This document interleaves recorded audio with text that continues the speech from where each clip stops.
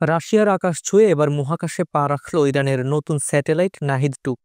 রাশিয়ার ভোস্তোসনি কসমোড্রোম থেকে রুশ সৌজ রকেটের মাধ্যমে উৎক্ষেপণ করা হয় এই গুরুত্বপূর্ণ যোগাযোগ স্যাটেলাইট। ১১০ কেজি ওজনের এই স্যাটেলাইট পুরোপুরি ইরানি প্রযুক্তি ও প্রকৌশলীরাই তৈরি করেছেন। প্রেস টিভির তথ্য অনুযায়ী এটি পৃথিবীর নিম্ন কক্ষপথে কাজ করবে।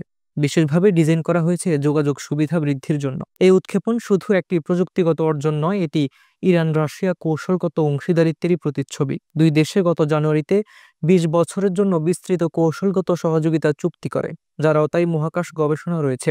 শুধু ইরান নয়, এই রকেট বহন করেছে আরও ১৯টি স্যাটেলাইট, যার মধ্যে রয়েছে রাশিয়ার ২টি নিজস্ব স্যাটেলাইট এবং ১৮টি বাণিজ্যিক পেলোড। তবে সবকিছুতে যেমন প্রশংসা থাকে তেমনি সন্দেহেও।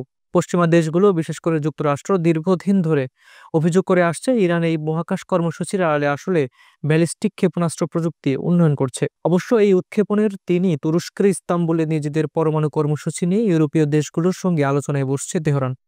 নাহিদ-2 শুধু ইরানের প্রযুক্তিগত সক্ষমতার প্রমাণ নয়, বরং এটি নতুন এক ভূরাজনৈতিক বার্তাও বহন করে। মহাকাশ এখন আর শুধু মহাশক্তির খেলা নয়, মধ্যপ্রাচ্যের দেশেরাও এখন সেখানে নিজেদের স্থান করে নিচ্ছে। আপনার কি মনে হয় ইরানের এই পদক্ষেপ শুধু মহাকাশের জয়ের চেষ্টা, নাকি এর পিছনে লুকিয়ে আছে অন্য কোনো কৌশলগত বার্তা? কমেন্টে জানাতে ভুলবেন না। এরকম আরও আন্তর্জাতিক বিশ্লেষণ পেতে সাবস্ক্রাইব করুন আমাদের ইউটিউব চ্যানেল, লাইক দিন, শেয়ার করুন এবং বেল আইকন বাজাতে ভুলবেন না। কাজল হায়দার রিপোর্টে হাবিবুর রহমান নিশান, খবর সংযোগ।